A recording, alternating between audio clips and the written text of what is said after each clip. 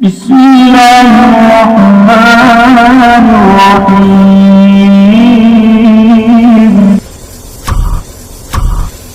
بسم اللہ الرحمن الرحیم.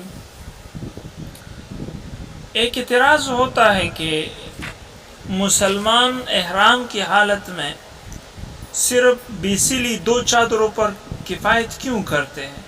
اس میں کیا راز ہے، کیا حکمت ہے؟ حالت احرام میں مسلمان سلے ہوئے کپڑے کیوں نہیں پہن سکتے؟ اس کا جواب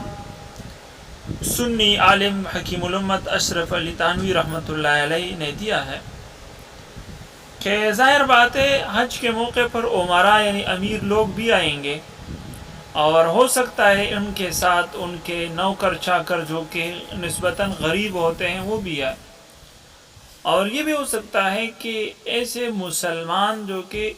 عشق الہی سے مجبور ہو کر کہیں سے حج جانے کا بندوبست کر لے، وہ بھی حج کے موقع پر جمع ہو جائے، تو ایک جگہ عبادت کے لیے امیروں اور غریبوں کا اجتماع ہو، تو اسلام نے بغرض کمال اتحاد اہل اسلام تجویز فرمایا کہ سب سادہ 2 چادروں پر اکتفا کر کے امیر و غریب یکساں سر سے ننگے کرتے سے الگ بالکل سادہ وضع پر ظاہر ہو، تاکہ ان کی یکتائی اور اتحاد کامل درجے پر پہنچے، تاکہ سب متحد ہو، چاہے غریب ہو چاہے مالدار ہو، دونوں میں کوئی فرق سامنے نہ آئے۔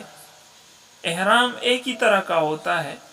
سب کو وہی چادریں نظر آئے، اور کسی کے عمدہ لباس پر کسی کی نظر نہ جائے، صرف اللہ کی عبادت اور اطاعت کی طرف نظر ہو اور اسی میں مگن ہو۔